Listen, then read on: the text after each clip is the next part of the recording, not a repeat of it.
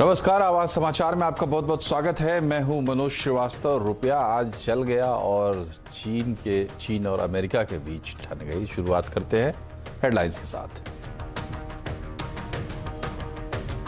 Dollar के मुकाबले रुपए ने दिखाया दम। 16 महीने की सबसे बड़ी रैली के साथ बना एशिया का बेस्ट परफॉर्मर। एफएम ने कहा दमदार है भारत का रुपया, फॉरेन रिजर्व भी काफी मजबूत। 4 दिन की तेजी के बाद बाजार में फ्लैट कारोबार। बैंकिंग, एनर्जी, एफएमसीजी शेयरों में खरीदारी। रियल्टी, आईटी, मेटल शेयरों पर दबाव। सेंसेक्स 21, निफ्टी सिर्फ 5 पॉइंट चढ़ा।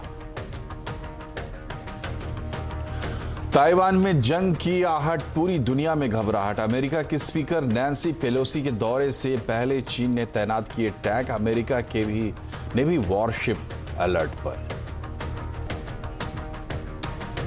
अलकायदा नेता अल जवाहिरी का अंत। अमेरिका ने ड्रोन हमला कर काबुल में मारा। बाइडेन बोले इंसाफ हुआ, लेकिन तालिबान ने बताया दोहा समझौते का उल्लंघन।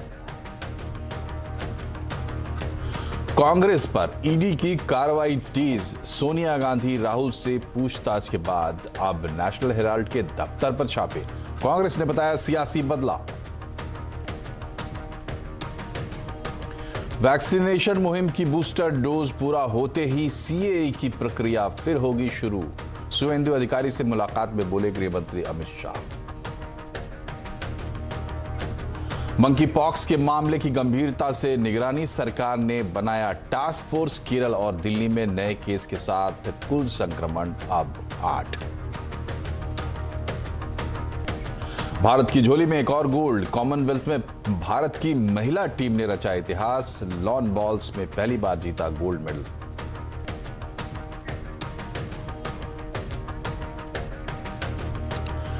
ताइवान के मुद्दे पर चीन और अमेरिका के बीच ठन गई है। चीन के बढ़ते दबाव और चेतावनी के बावजूद अमेरिकी हाउस ऑफ रिप्रेजेंटेटिव्स की स्पीकर नैन्सी पेलोसी पहुंच गई ताइपे, और इसके साथ ही 4 अमेरिकी वॉरशिप्स भी ताइवान के पास अलर्ट मोड में तैनात कर दिए। काफी वक्त पेलोसी के ताइवान दौरे के अनुमान लगाए जा रहे थे। अब चीन इस दौरे पर आग बबूला है। शोमेन में चीन ने टैंकों की तैनाती कर दी है। चीन ने अमेरिका को बदले की कार्रवाई के लिए तैयार रहने को भी कहा है। भारत में चीनी दूतावास के प्रवक्ता ने कहा है कि ताइवान की स्वतंत्रता के लिए अमेरिका के अलगाववादी कदम की चीन कड़ी निंदा करता है। चीन इसे बाहरी लोगों की दखलंदाजी भी मानता है। बाकी डिटेल समझते हैं। हमारे वरिष्ठ सहयोगी नीरज वाजपेयी हमसे जुड़ गए हैं। नीरज जी, एक दौरा हुआ है, किसी एक देश में हुआ है, कहां हुआ है, ये पूरा मामला जरा समझाइए। चीन क्यों है आग बबूला? चीन ताइवान को एक देश नहीं मानता जी। चीन कहता है वो हमारा हिस्सा है। एक असली लड़ाई की जड़ ये है। देखिए, नैन्सी पेलोसी जो अमेरिका की तीसरी सबसे ताकतवर ऑफिशियल्स हैं, बाइडेन और उपराष्ट्रपति के बाद ये हाउस के रिप्रेजेंटेटिव अपने यहाँ जैसे स्पीकर कहते हैं। ये यात्रा वो जब ताइवान की करें, इससे पहले वो साउथ कोरिया गए, सिंगापुर गए, तो चीन ने कहा कि आपको यहाँ नहीं आना चाहिए, क्योंकि ये वन चाइना की हमारी जो पॉलिसी है उसको डिप्लोमेटिकली खारिज करता है। और आप वहाँ पे आएंगे, वहाँ पे लीडर्स से मिलेंगे, और आप ये बार बार ऑफिशियली कह चुके हैं कि आप ताइवान की सुरक्षा के लिए किसी भी हद तक जा सकते हैं, जो कि पूरे इंटरनेशनल फोरम में एक गलत मैसेज जा रहा है। तो उसने इस यात्रा का विरोध किया कि आपको नहीं आना चाहिए। बैकग्राउंड, लास्ट वीक 2 घंटे की जो बाइडेन और शी जिनपिंग के बीच बातचीत हुई थी, उसका मुख्य मुद्दा यही था कि अमेरिका को किसी भी प्रकार की यात्रा ताइवान में नहीं करनी चाहिए। लेकिन नैन्सी पेलोसी ने कहा हम करेंगे। तो इसमें अमेरिका ने 2 रुख रखे। पहले तो उसने कहा कि जाएंगी वो, फिर जब बातचीत हुई तो उन्होंने कहा अच्छा नहीं जाएंगी। लेकिन जब नैन्सी पेलोसी ने कहा जाएंगी और स्ट्रेटेजिकली तय किया गया कि वो जाएंगी, तो उन्होंने कहा कि ये हो सकता है उनकी पर्सनल विजिट हो, लेकिन फाइनली ये ऑफिशियल विजिट है उनकी, और वो वहाँ पे गई। तो अब चीन धमकी दे रहा है कि इसके बहुत दूरगामी परिणाम हो सकते हैं। दरअसल लड़ाई उस साउथ चाइना सी के आसपास है जिस पे कब्जा करना चाहता है चाइना, और वो उसको लगता है कि ये पूरा इलाका हमारा है, क्योंकि अगर वहाँ से हो जाता है तो स्ट्रेटेजिकली जो 4 क्वाड बना है एशिया में, उसके लिए दिक्कत होगी। तो अमेरिका ये चाहता है कि ताइवान की सुरक्षा, ताइवान एक इंडिपेंडेंट कंट्री के तौर पर रहेगा, तभी हम साउथ चाइना सी को अपने कब्जे में रख पाएंगे। तो ये झगड़ा हुआ। अब दोनों तरफ से जिस तरीके की तल्खी के साथ बातें हो रही हैं, एक कह रहा आग से खेलोगे तो जल जाओगे, दूसरा कह रहा है कि हम किसी भी कीमत पे उसकी रक्षा करेंगे। आपको बताओ, अभी थोड़ी देर पहले जर्मनी की तरफ से स्टेटमेंट आया है कि अगर ताइवान के खिलाफ कोई भी कार्रवाई की गई तो हम उसको सैन्य सुरक्षा देंगे। ये जर्मनी की तरफ से आ रही, जो नाटो का एक अहम मेंबर है। अब इस तरीके की बातचीत अगर हो रही तो ये एशियन रीजन में बहुत ही ज़बरदस्त जियोपॉलिटिकल टेंशन क्रिएट हो रही है। इसका असर बहुत जगहों पे हो रहा है। तो मुझे लगता है कि ये तलखी थोड़ी बढ़ेगी। हालांकि किस हद तक एस्केलेट होगी ये भी कहना मुश्किल है, लेकिन नैन्सी पेलोसी की यात्रा और ज़्यादा चीन और अमेरिका के संबंधों को खराब करेगी, क्योंकि एक तरीके से आपने वहाँ पे ये कह दिया वहाँ पे विजिट करके कि आप ताइवान के साथ खड़े और उसकी इंडिपेंडेंस को सपोर्ट करते हैं, जिसको चाइना मानता ही नहीं है। जी अच्छा, इसमें दो तीन बातें हैं। एक तो कि क्या मतलब अमेरिका वहां चला गया, अपने उनकी रिप्रेजेंटेटिव चली गई, क्या कोई उधर से ऐसी भड़काने वाली कार्रवाई हुई थी इसलिए गया? नंबर दो कि क्वाड के मेंबर हम भी हैं, तो भारत पर भी अब तो नजर रहेगी। आप कह रहे हैं कि जर्मनी रिएक्ट कर रहा है, तो भारत के रिएक्शन का भी इंतजार होगा। और तीसरी बात यह कि अब पहले से रूस यूक्रेन युद्ध का परिणाम हम देख चुके हैं, तो कल बाजार में भी इसका असर होगा क्या? इसका बाजार में असर तो कल ही हुआ था, जब ये कहा गया कि वो अभी है साउथ एशिया में और वो जाएंगी वहाँ पे। उसी वजह से कल बाजार सहम गया था, डर गया था, बाजार थोड़ा सा नीचे आ गया था। ये बड़ा बहुत महत्वपूर्ण मुद्दा था। लेकिन आपने दो बातें कही कि वो प्रोवोकेशन क्या है और दूसरा इसका इम्पैक्ट अलग अलग देशों में क्या होगा। देखिए, उसका प्रोवोकेशन ये है कि चाइना के साथ अमेरिका की दोस्ती या अमेरिका के स्ट्रेटेजिक रिलेशनशिप इसलिए महत्वपूर्ण है कि चाइना दुनिया का सबसे बड़ा चिप मेकर है। TSMC नाम की कंपनी है, ताइवान सेमीकंडक्टर कंपनी, वो दुनिया की सबसे बड़ी कंपनी है और चाइना उस पे अपना कंट्रोल चाहता है, जिससे कि पूरे वर्ल्ड की मार्केट को कंट्रोल कर सके। लेकिन अमेरिका नहीं चाहता, इसलिए वो अमेरिका उसको लगातार सपोर्ट कर रहा है। और अभी उनके यहाँ एक $42 बिलियन का एक पैकेज भी पास हुआ, जिसमें वो चिप मेकर्स को सब्सिडी देंगे। तो ये वो अपने संबंधों को बढ़ाना चाहते हैं स्ट्रेटेजिक तौर पर, इसीलिए वहाँ पर गए हैं। दूसरा, आपको याद होगा कि ताइवान लगातार ये अमेरिका से कहता रहा कि हमें खतरा है चीन की तरफ से, आप हमारे लिए मदद करें। तो इसलिए अमेरिका अपने हित प्लस एरिया के हित को देखते हुए वहाँ पे खड़ा है। प्रोवोकेशन ये है। असर कहाँ पड़ेगा? जो एशियन क्वाड है उसमें ऑस्ट्रेलिया, जापान, इंडिया और अमेरिका है। अब इसमें ऑस्ट्रेलिया और चीन की खुली जंग है। आपने देखा होगा कि उनके बीच में पड़ते नहीं, कोल तक इंपोर्ट बंद हो गया था। जापान तो रोज एक बयान चीन के अगेंस्ट में देता ही रहता है, क्योंकि वो साउथ चाइना सी के बिल्कुल बॉर्डर पे है। अमेरिका आपके सामने है। भारत के लिए एक बड़ी स्थिति कि आप क्या पोजीशन लेंगे। तो जो भारतीय चीन में भारत के राजदूत जिन्होंने ट्विटर पे लिखा है, भारत न्यूट्रल रहना चाहता है, क्योंकि ये इसमें कोई ऐसा एस्केलेशन नहीं कि उसको स्टेटमेंट अभी देना हो। तो इसलिए मुझे लगता है कि भारत इसमें न्यूट्रल पोजीशन अभी रखेगा, जब तक कि कोई बहुत बड़ा एस्केलेशन ना हो जिस पे उसको कम से कम स्टेटमेंट के तौर पर रिएक्ट करना पड़े। जर्मनी क्यों रिएक्ट कर रहा है? क्योंकि वो तो नाटो का एकदम एक्टिव मेंबर है, तो उसका तो बयान बनता है। अभी हो सकता है फ्रांस का भी बयान है इसमें कि नहीं, आप ताइवान को इस तरह से नहीं कर सकते हैं। तो एशियन क्षेत्र के लिए मुझे लगता है काफ़ी दिक्कत वाली बात हो सकती है अगर ये एस्केलेट होता है। और हमें भूलना नहीं चाहिए कि यूक्रेन और रशिया का मामला ऐसे ही धीरे धीरे सुलग रहा था। चलिए, बहुत बहुत शुक्रिया आपका नीरज जी। तो एक बात तो तय है कि कम से कम आपको नज़र रखनी पड़ेगी अब ताइवान पर भी। बढ़ते खबरों में आगे, दुनिया का नंबर 1 आतंकवादी अल जवाहिरी को एक बार फिर अमेरिका ने मार गिराया है। काबुल में एक ड्रोन स्ट्राइक में जवाहिरी को मारा गया। CIA ने अफगानिस्तान की राजधानी काबुल में आतंकवाद विरोधी ऑपरेशन चलाया था। अमेरिकी काबुल में एक सेफ हाउस की बालकनी में जवाहिरी खड़ा था, तभी अमेरिकी ड्रोन ने 2 मिसाइलें जवाहिरी पर दागकर उसे मार गिराया। अमेरिकी राष्ट्रपति बाइडेन ने दावा किया है कि हमले में सिर्फ जवाहिरी मारा गया, निशाना इतना अचूक था कि घर में किसी और को कुछ भी नुकसान नहीं हुआ। वहीं तालिबान ने अमेरिका के इस हमले की निंदा की है। तालिबान ने अमेरिका के इस अभियान को अंतर्राष्ट्रीय नियमों और सिद्धांतों का खुला उल्लंघन बताया है। तालिबान के प्रवक्ता ने कहा है कि पिछले 20 साल में ऐसी कार्रवाइयां नाकाम अनुभवों का दोहराव है, यह अमेरिकी हितों के खिलाफ है। और अमेरिकी राष्ट्रपति बाइडेन ने कहा है कि जवाहिरी 9/11 आतंकवादी हमले का मास्टरमाइंड था। अब उसका खात्मा कर अमेरिकी जनता को इंसाफ दिया गया है। Today, at my direction, the United States successfully concluded an airstrike in Kabul, Afghanistan, that killed the emir of Al-Qaeda, Ayman al-Zawahiri. You know, Zawahiri was bin Laden's leader. और defence expert lieutenant general AK Siwach हमारे साथ जुड़ गए हैं। General साहब, सीधा सवाल आपसे, जवाहिरी का मारा जाना भारत के लिए किस तरीके की खबर है और कितनी अहम खबर है?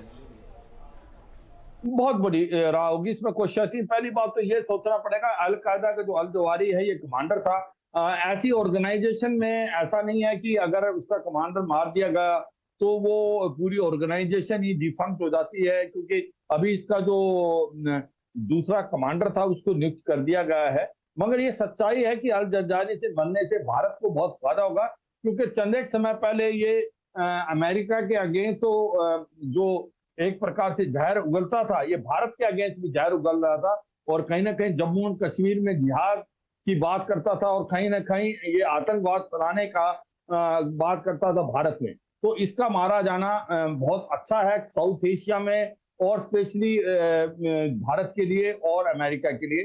तो ये मैं समझूंगा कि अब इससे सेटबैक तो होगा अल कायदा को, मगर ये सच्चाई है तालिबान की जो गवर्नमेंट है उसको एक्सपोज कर दिया है इससे, क्योंकि जब दोहा एग्रीमेंट हुआ था तो तालिबान ने ये एग्रीमेंट में बोला था कि हम किसी इंटरनेशनल टेररिस्ट ऑर्गेनाइजेशन को कोई श्रेय नहीं देंगे, चाहे वो अल कायदा हो या इस्लामिक स्टेट हो या कोई हो।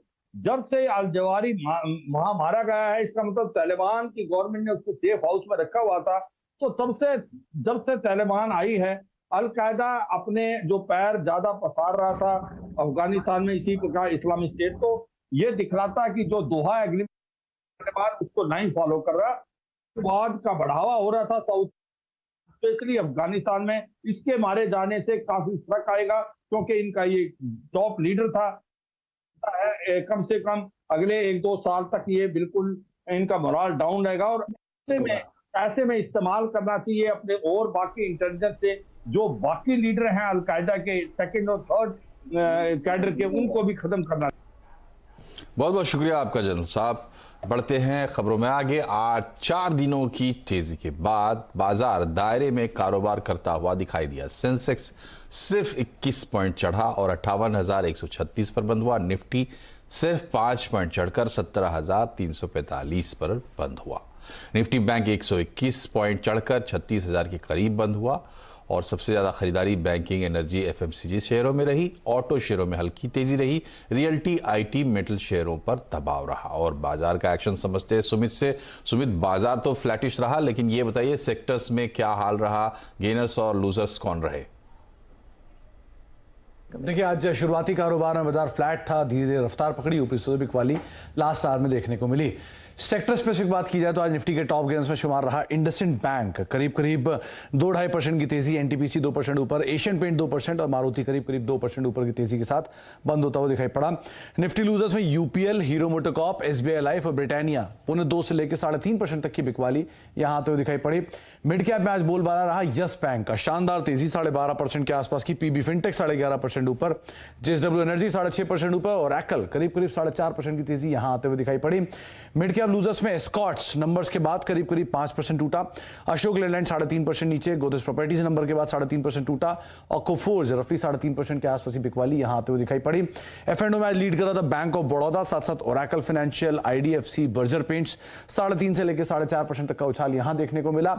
एफ&ओ गिरने वाले शेयरों में स्कॉट्स कुबोटा, यूपीएल, गेल, अशोक लेलैंड 3.5 से लेकर 5% तक की बिकवाली यहां आते हुए दिखाई पड़ी। आज पीएसयू बैंक तेजी में थे तो bank of Baroda, bank of Maharashtra, UCO bank, Canara bank यहां पर करीब 3.5 से लेकर 4.5% तक का उछाल था। और उसके अलावा आज एनर्जी में शेयरों में खरीदारी थी तो अदानी ट्रांसमिशन एक अच्छे मूव के साथ था। बैंकिंग में प्राइवेट बैंक्स में भी bank of Baroda, IDFC first, federal bank, IndusInd bank यानी कि मिले जुले वो बैंक जहां पर आज खरीदारी देखने को मिली। और लास्टली आज एनर्जी में से Adani transmission, NTPC, power grid, IOC, ये कुछ ऐसे नाम थे जहां पर खरीदारी आते हुए दिखाई पड़ी। तो ओवरऑल मिड कैप में आज मूव था और खास तौर से ब्रॉडर बेस बाइंग, मार्केट में थोड़ी बहुत बाइंग थी, लेकिन लास्ट आवर में जरूर कुछ सेलिंग हायर लेवल से देखने को मिली। शुक्रिया सुमित। और बाजार की बात, रुपए की बात, क्योंकि डॉलर के मुकाबले रुपए ने पिछले कुछ ट्रेडिंग सेशन में दमदार प्रदर्शन किया और आज तो रुपया 16 महीने की सबसे बड़ी रैली के साथ एशिया का बेस्ट परफॉर्मर बन गया है। पिछले महीने की 19 तारीख को रुपए ने 80 रुपए 6 पैसे का रिकॉर्ड लो बनाया था और वहां से सिर्फ 2 हफ्ते में 1 रुपए 40 पैसे की रिकवरी मिल चुकी है। आज के कारोबार में दमदार प्रदर्शन करते हुए रुपया 31 पैसे मजबूत हुआ और 78 रुपए 71 पैसे पर आगे टिका है।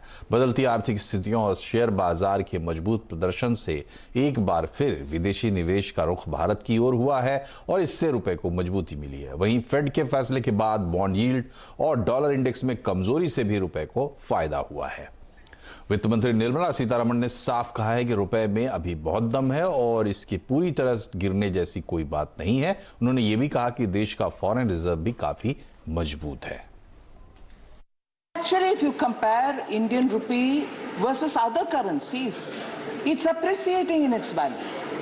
So let us please understand the context and speak about the Indian rupee. There's no collapse, sir. Honorable member, I would like to assure you, through you, sir, there is no collapse of the Indian rupee. And also to speak about the reserves coming down. As of 22nd July, it was at 571.56 billions reserves. And therefore, it's not a small amount. और सोने के biscuit पर विघ्नहर्ता की तस्वीर, वो भी Britain में। जी हां, इस बार ब्रिटेन ने गणेश चतुर्थी से पहले भगवान गणेश की आराधना वाली तस्वीर जारी की है। रॉयल मिंट ने भगवान गणेश के चित्र वाले सोने के बिस्किट जारी किए हैं। 20 ग्राम वाले बिस्किट इस हफ्ते से ऑनलाइन मिलने लगेंगे। इनकी कीमत 1110 पाउंड के करीब है। नए सिक्के में भगवान गणेश के हाथ में एक थाली है और पैरों के पास लड्डू रखे हैं।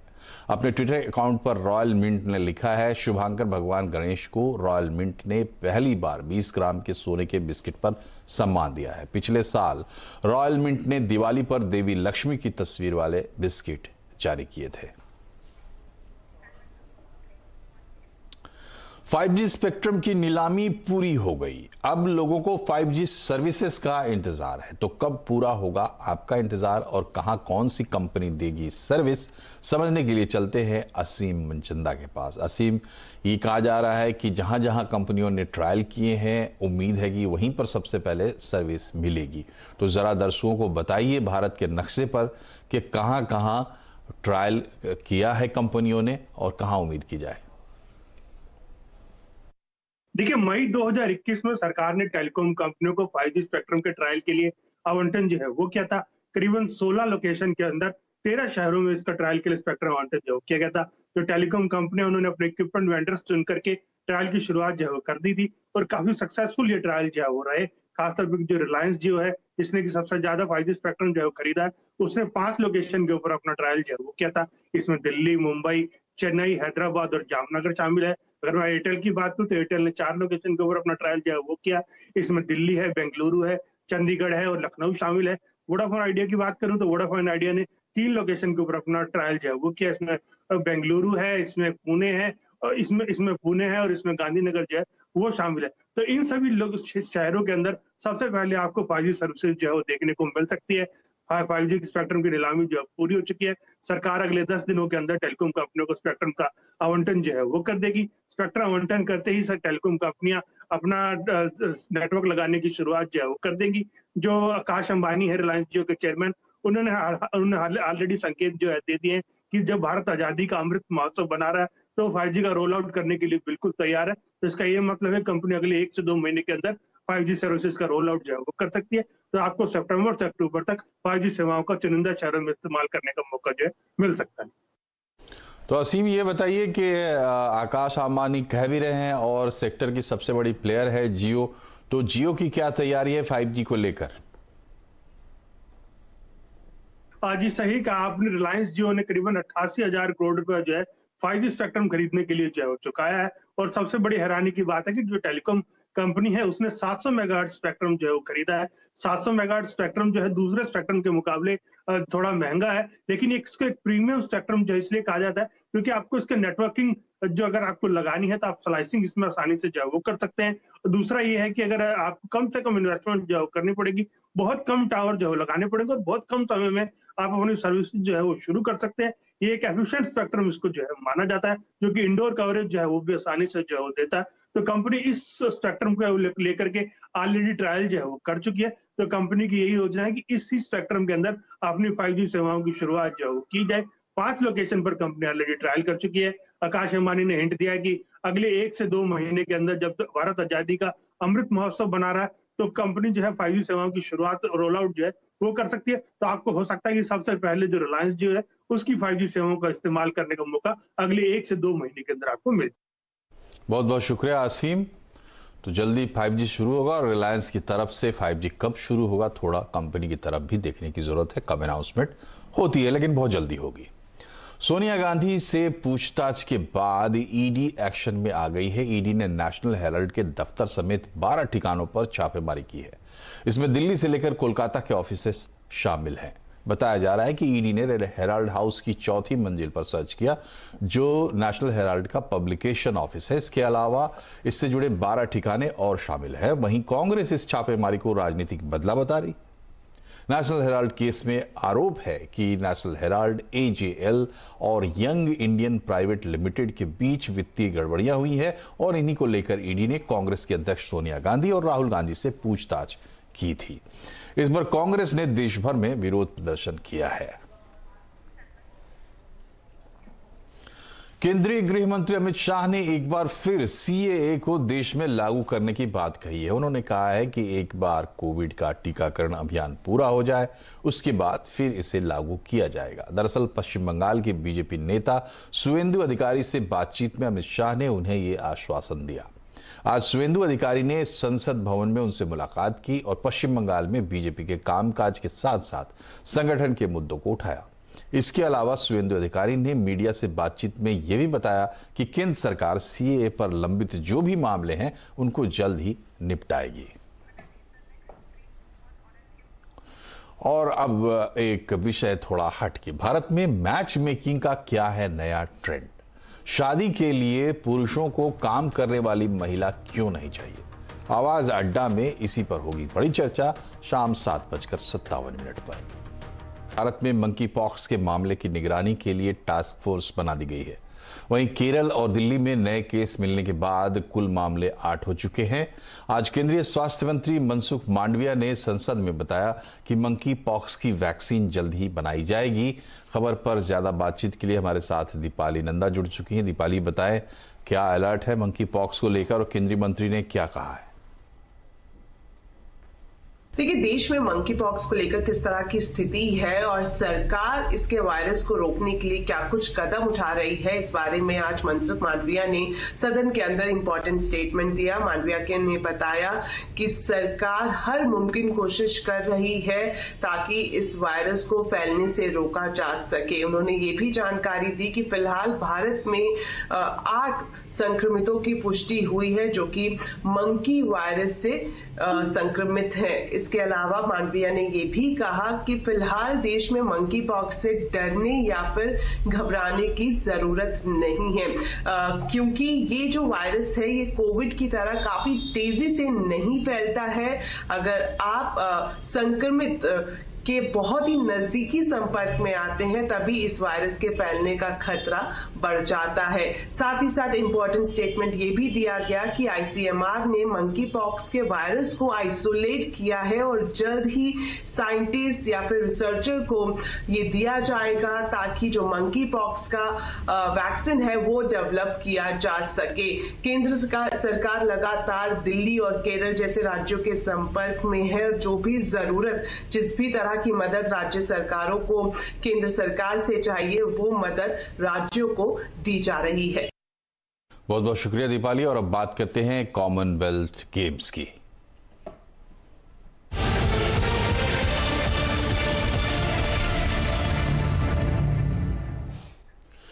कॉमनवेल्थ गेम्स में भारत ने चौथा गोल्ड जीत लिया है। आज महिला लॉन बॉल्स के फाइनल में टीम इंडिया ने साउथ अफ्रीका को 17-10 से हरा दिया। कॉमनवेल्थ गेम्स के 92 साल के इतिहास में ये पहला मौका है जब भारतीय लॉन बॉल्स महिला टीम ने कोई मेडल जीता है। फाइनल मैच में भारतीय खिलाड़ी लवली चौबे, पिंकी, नयन मोनी सैकिया और रूपा रानी टिर्की ने शानदार प्रदर्शन किया। 1930 से कॉमनवेल्थ गेम्स की शुरुआत हुई थी। पहले टूर्नामेंट से भी लॉन बॉल्स कॉमनवेल्थ गेम्स का हिस्सा है, लेकिन भारतीय महिला टीम कभी इसमें कोई मेडल नहीं जीत पाई थी।